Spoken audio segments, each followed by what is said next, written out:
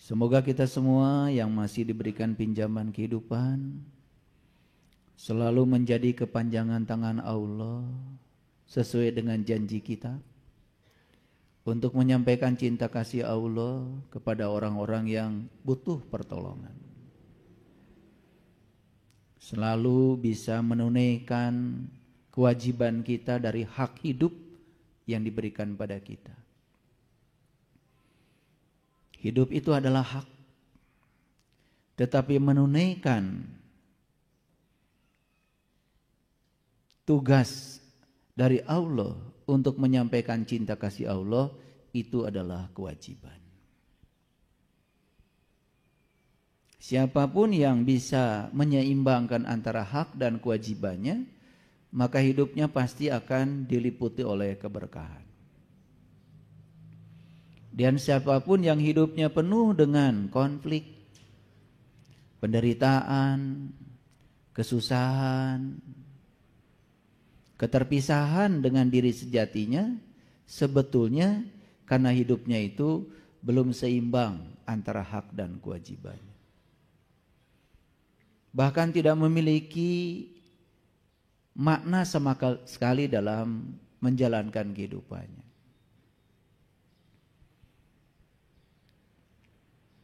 Kita sudah sering janji kepada Allah, apapun yang kita lakukan selalu dimulai dengan kalimat Bismillahirrahmanirrahim.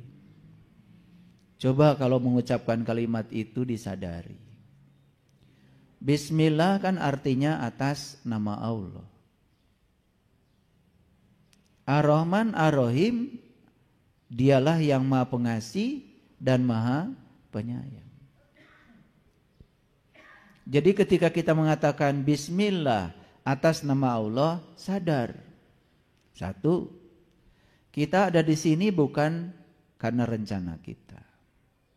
Kita ada di sini karena rencana Allah. Dua, setiap pencipta menciptakan sesuatu, tentu saja yang diciptakan itu bukan untuk apa-apa kecuali untuk menyenangkan penciptanya. Jadi kita ada di sini itu bukan untuk menyenangkan diri kita, untuk menyenangkan Allah. Tiga, ketika kita menyebut atas nama Allah, sadar. Kita kenal enggak kepada Dia yang kita wakili itu?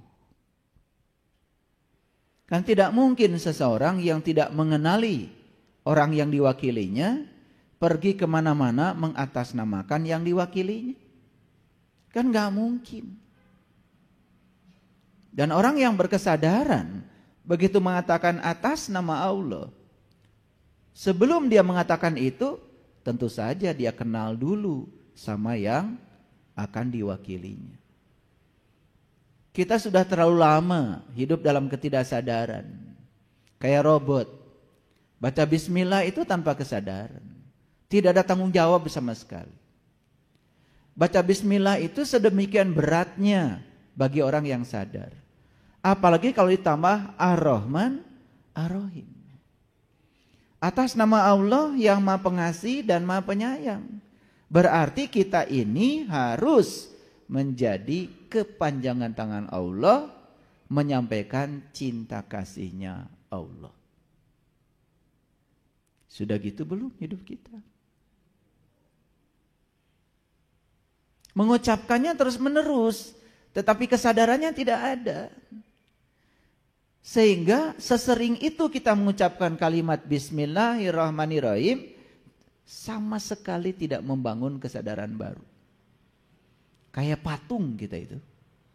Hanya mengulang-ulang yang lama tanpa ada kesadaran. Sesuatu yang tidak sadar kan disebutnya mati. Yang paling berbahaya di semesta ini adalah orang yang kelihatan sibuk dan hidup tetapi kesadarannya sudah tidak ada. Apapun yang dilakukan sama sekali tanpa kesadaran. Itulah manusia yang paling merugi di semesta ini. Banyak sekali peristiwa yang terjadi dalam hidupnya, tetapi peristiwa itu tidak mengajarkan apa-apa, tidak memberikan pesan apa-apa, karena dia buta untuk bisa melihat pesan itu. Dia hanya terjebak baik, buruk, benar, salah, terus terjebak oleh penilaian dan penghakiman, tetapi sama sekali tidak mengerti pesan semesta untuk dirinya apa. Ketika sehat tidak mengerti apa pesan Allah dengan kesehatan itu untuk kamu. Ketika sakit juga tidak mengerti apa pesan Allah dengan sakit itu untuk diri kita. Sehat gelisah, sakit apalagi. Ketika berlimpah harta tidak mengerti pesan apa di balik keberlimpahan harta itu untuk dirinya. Ketika tidak ada harta juga tidak mengerti pesan apa di balik ketiadaan itu untuk dirinya. Sama sekali tidak ada pesan yang bisa dia tangkap. Padahal hidup adalah serangkaian pelajaran untuk dijalani agar kita paham.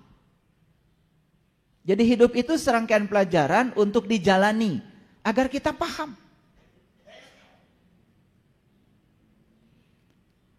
Usia sudah tua, fisik sudah mulai lemah, jiwa juga kering kerontang, dunia sudah meninggalkan kita, tidak seperti dulu lagi, kematian sudah dekat, bekal tidak punya, jalan pulang belum tahu, jati diri juga tidak dimengerti. Waduh, hidup yang semacam itu adalah hidup yang tidak layak untuk dihidupi. Oleh karena itu, hari ini kita diundang oleh Allah untuk ada di sini. Dan yang hadir hari ini, saat ini, bukan hanya yang offline, tapi ribuan sahabat kita yang sekarang sedang mengikuti streaming lewat YouTube, lewat TikTok, dan mereka sedang menikmati kajian ini. Kita doakan semoga semua orang yang mendengarkan kajian ini dibukakan pintu kesadarannya, sehingga dia disembuhkan, satu, dari penyakit buta batinnya, dua, disembuhkan dari penyakit kulit karena mengerti sesuatu cuma kulitnya saja, dan yang ketiga kita doakan semoga disembuhkan dari kematian kesadarannya. Karena hanya mereka yang sudah bangkit kesadarannya yang akan bisa menikmati hidup dengan sesungguhnya. Dan mereka yang berpura-pura sadar dan belum sadar, dia akan terombang-ambing dalam kehidupan ini oleh pasang surut kehidupan. Dan orang yang semacam itu sampai kapanpun tidak akan pernah menikmati kehidupan. Hidup menjadi sesuatu yang mengerikan. Hidup merupakan suatu ancaman.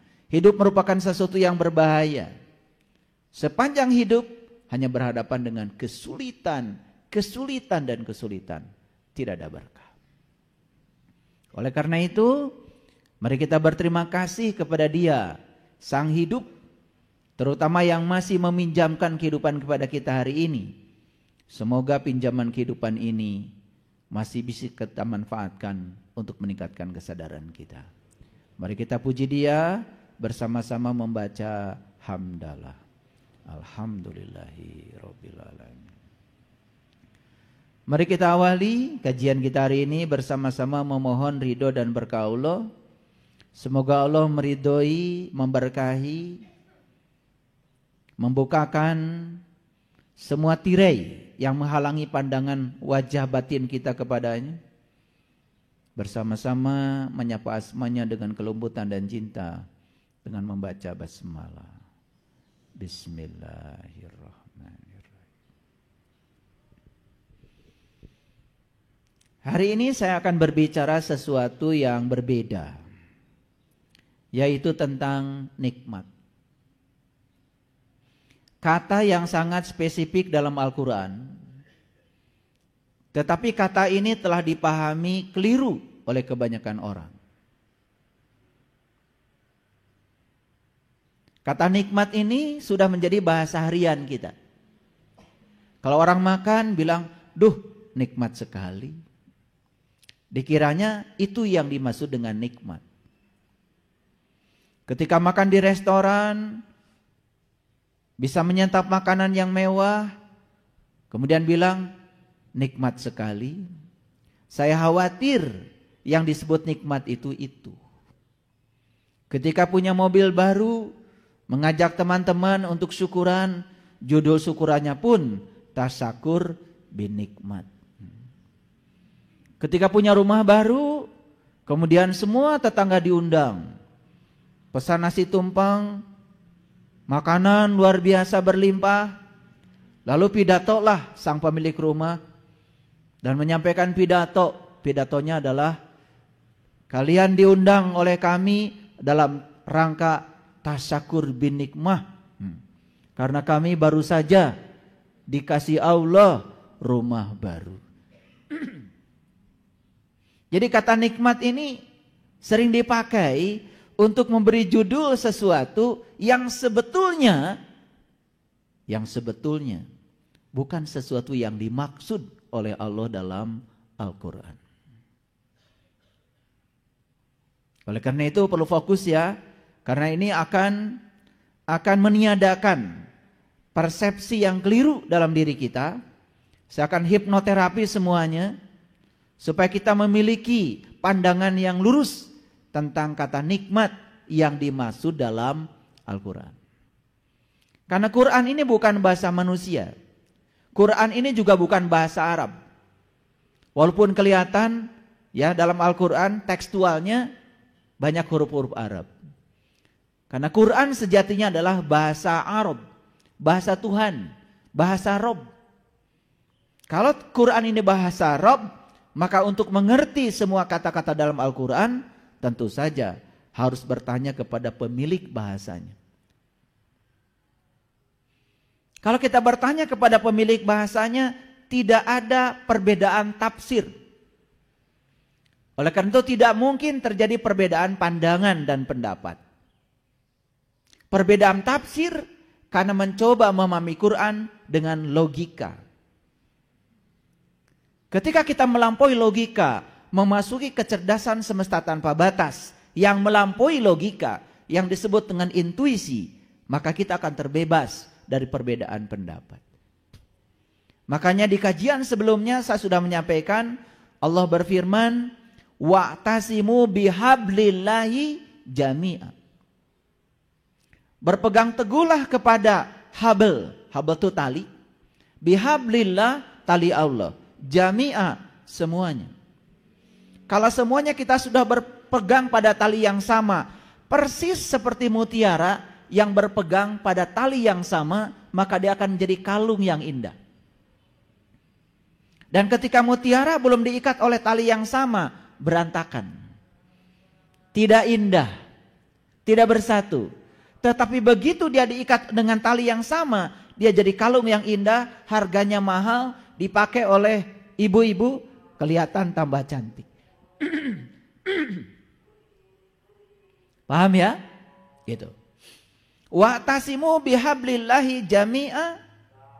Berpegang teguhlah kepada tali Allah seutuhnya. Nah, banyak yang tidak mengerti tali Allah itu apa. Allah meneruskan, wazkuru nikmatallah alaikum. Ingatlah nikmat Allah yang telah diberikan kepada kamu. Yang dengan nikmat itu, kata Allah, fa'asbahtum bin nikmatihi ikhwana. Dan dengan nikmat itu, kami ikat kalian semua menjadi ikhwan, menjadi saudara. Kenapa sekarang manusia banyak bermusuh-musuhan?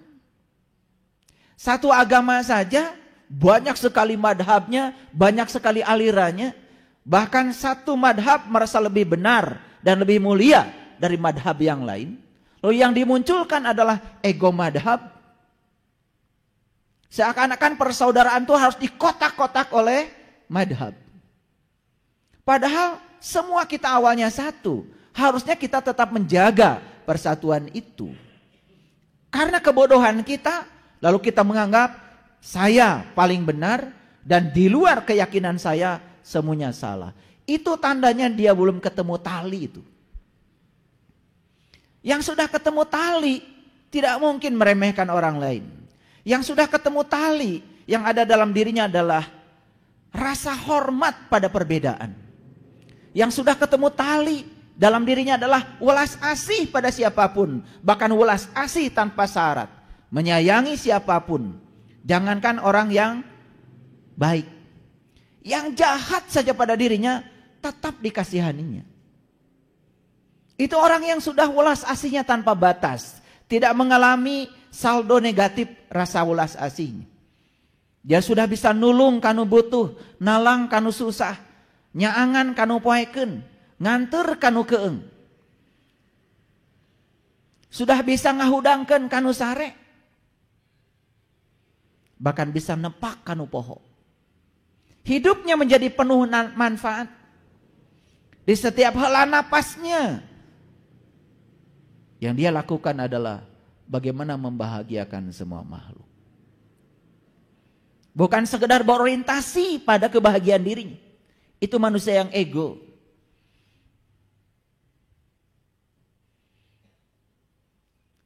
Jadi Allah menyatakan dalam Al-Quran, sesungguhnya tali Allah yang sebenarnya adalah nikmat Allah yang sudah diberikan pada orang-orang yang sudah menerimanya. Jadi siapapun yang hidupnya masih bermusuhan, siapapun hidupnya masih banyak konflik, serajin apapun dia melaksanakan ritual agama, sepanjang dia belum menemukan nikmat Allah ke dalam dirinya, sepanjang itu dia tidak akan pernah meningkat kesadarannya. Jadi kita ulang dulu ya. Nikmat Allah yang sebenarnya apa? Tali Allah yang sebenarnya apa? Nikmat Allah. Nah, itulah yang akan kita bahas. Apakah setelah ini, apakah kita semua sudah dapat nikmat itu atau belum? Selesai kajian ini, semua Bapak Ibu akan bisa mengecek. Apakah saya sudah dapat nikmat yang dimaksud Al-Quran? Atau sekedar ngaku-ngaku seakan-akan sudah dapat nikmat. Karena salah persepsi tentang nikmat. Jadi kita tidak bisa membedakan mana enak, mana nikmat. Enak tidak sama dengan nikmat. Sama dengan hati, tidak sama dengan kolbu. Makanya orang-orang yang tidak mengerti sering mengidentikan seakan-akan hati sama dengan kolbu. Bahasa Arabnya hati itu bukan kolbu, kibdah, kobid. Makanya di pasar unta itu ada tulisan kobidul jumal, itu hati unta itu. Hati yang dimaksud adalah segumpal daging ada di sini. Itu. Dan itu bukan kolbu. Karena kolbu itu kata Allah sendiri, langit dan bumi tidak akan cukup menampung zatku, tapi kolbunya orang yang beriman, itulah rumahku. Jadi kolbu yang sebenarnya adalah rumahnya Allah. Sering disebut Baitullah. Itu kata hadis qudsi, bukan kata saya. Baik. Jadi judul kali ini adalah nikmat itu abadi. Nikmat itu abadi. Sedangkan yang disebut dengan nikmat selama ini oleh kita yang bernama enak kan tidak abadi. Betul apa tidak? Saya akan cerita nikmat itu abadi. Kenapa? Ini kata Allah. Karena siapapun yang sudah dapat nikmat hari ini, dia akan merasakan nikmat itu ketika dia hidup, dan dia akan merasakan nikmat itu bahkan ketika dia sudah meninggal. Kenapa? Karena jiwa kita tidak akan pernah mati. Jiwa kita itu abadi, seabadi ilahi. Yang mati itu cuma tubuh kok. Cuma tubuh. Dan jiwa kita tidak pernah mati. Jiwa kita akan hidup selamanya. Itu yang tidak disadari oleh kita. Karena ketidaksadaran kita lagi. Jadi sekali lagi, nikmat itu abadi. Selesai kajian ini, periksa diri kita semua. Apakah saya sudah dapat nikmat atau belum? Kalau belum, jangan ngaku-ngaku. Karena ngaku-ngaku itu tidak penting.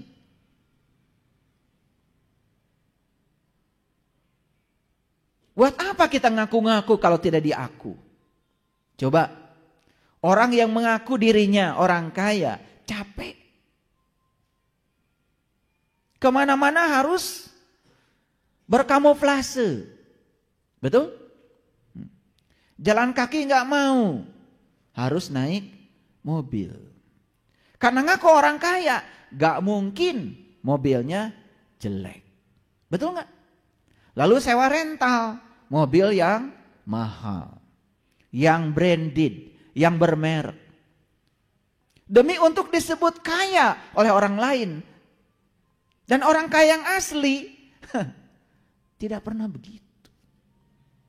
Bahkan orang yang asli kaya tidak pernah ngaku-ngaku kalau dia orang kaya. Penampilannya biasa, tetapi memang dia kaya. Orang yang beriman sungguhan gak ngaku-ngaku sebagai orang yang beriman, tetapi karakter dirinya sebagai orang yang beriman nampak dalam kehidupannya. Dan orang-orang yang ngaku beriman perlu pengakuan dari orang lain, perlu dukungan dari orang lain. Dan orang yang ngaku-ngaku biasanya butuh pihak lain untuk diaku. Nah, kalau kita terus-menerus menjadi seperti itu, maka kita jadi orang lain. Sepanjang kita jadi orang lain, tidak menjadi diri sendiri, siap-siaplah kita sedang membakar diri kita sendiri. Betul apa tidak? Korek api itu, tahu korek api? Kan ada kepalanya tuh yang warna hitam. Ada tubuhnya tuh yang warna kuning. Betul? Pernah lihat ya? Pernah lihat. Itu sama saja dengan tubuh kita. Kepalanya itu melambangkan kepala kita, yang warna kuningnya, bawahnya itu melambangkan tubuh jasmani kita. Coba, kalau korek api itu digosokkan. Digosokkan kan? Begitu digosokkan, digesekan, gesekan kecil saja membuat dia menyala.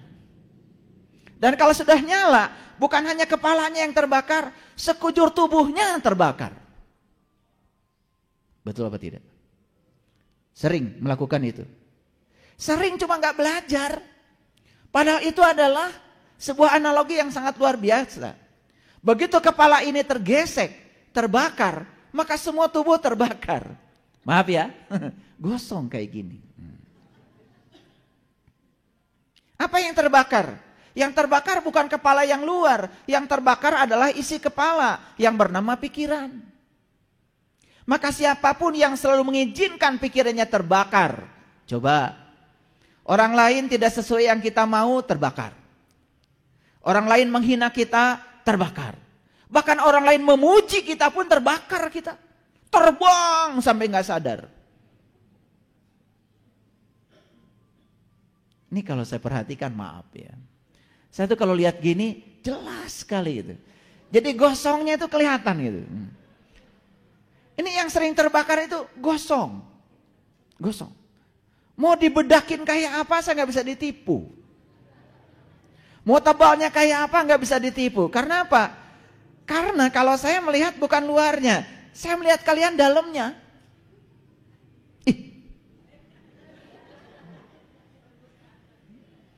Kayak uka-uka.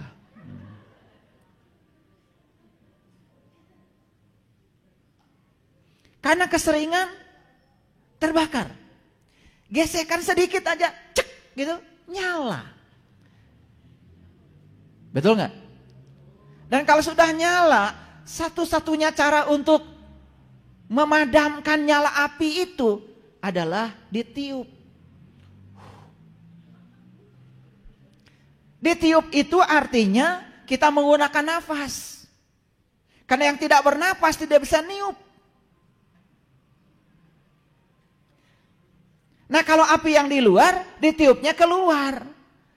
Tapi api yang di sini, hati-hati, niupnya jangan keluar. Niupnya ke dalam.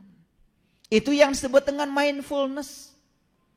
Makanya ketika kalian sedang dilanda kemarahan, sedang terbakar, tarik yang dalam. Tahan sebentar. Ketika dipanjangkan napas, sumbu pendek kita memanjang. Maka kemarahan hilang dalam seketika. Keren sebetulnya. Kalau sering olah nafas. Olah nafas tidak, olahraga tidak, olah pikir tidak, olah jiwa tidak. Aduh. Ya kayak gini. Kepala pusing. Betul kan? Perut mual-mual. Duduk sebentar cengkat, tijong jolong. Tijong jolong tuh bahasa apa ya? Susah. Bahasa Indonesianya apa itu? Tijong jolong. Pokoknya habis tijong jolong, tikus ruk lah.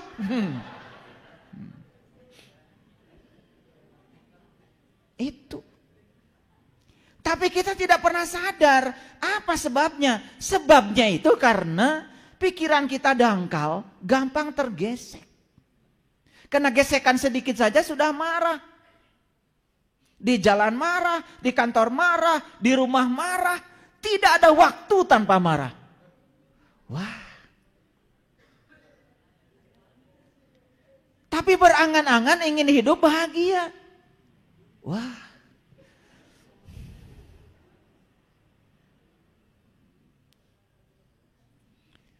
Saya kalau udah ngomong begini tuh suka kasihan sama kalian itu. Udah dandan. Wah. Sateker kebek. Wah, sateker kebek apa bahasa Indonesianya ya? Iya. Baju sudah yang paling bagus. Tas yang paling bagus. Kerudung paling bagus, lipstik juga udah yang paling mahal, ditanggung, luntur.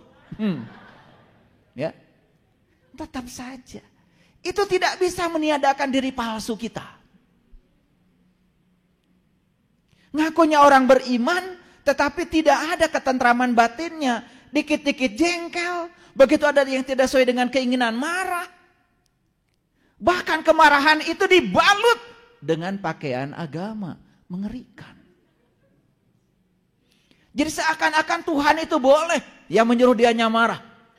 Allahu Akbar. Halalkan darahnya. Wah. Tuhan macam apa yang menghalalkan darah sesamanya? Bukannya Tuhan itu maha pengasih, maha penyayang? Jadi aneh. Itulah kedangkalan dan sangat berbahaya. Sangat berbahaya.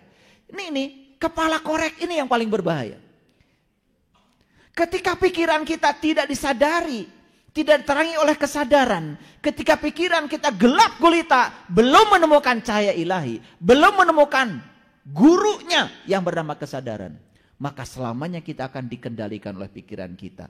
Dan pikiran yang mengendalikan diri kita yang gelap tadi itu yang namanya ego. Sehingga kita menjadi diri-diri palsu. Jadi jangan sakit hati kalau tiba-tiba saya bicara tentang diri palsu hari ini. Karena gak mungkin saya bicara itu kalau tidak ada yang palsu di sini. Saya juga gak tahu. Pokoknya ini mengalir saja. Saya minta bimbingan. Makanya setiap kali saya mau kajian, saya sambungkan kecerdasan semesta tanpa batas saya kepada Dia yang Maha Cerdas. Jadi yang keluar ini, maaf. Jadi kalau habis kajian, kok saya banget? Ya alhamdulillah. Kok tadi kajian nembak saya betul? Itulah cara Allah mengajarkan kita. Gitu. Jadi kalau judul kajiannya setan, berarti yang ngaji kalian yang jawab loh. Saya nggak berani. Kalau judul kajiannya Dajjal, berarti yang ngaji kalian loh yang jawab. Nah, jadi kalau judul-judul ini kemudian terasa nembak, masuk ke dalam diri, dan menasihati diri dan membangkitkan kesadaran pada diri, itu tanda bahwa dalam diri kita masih ada tanda-tanda kehidupan. Syukuri itu. Jangan tersinggung. Itu cinta kasih Allah pada dirimu. Paham? Oke.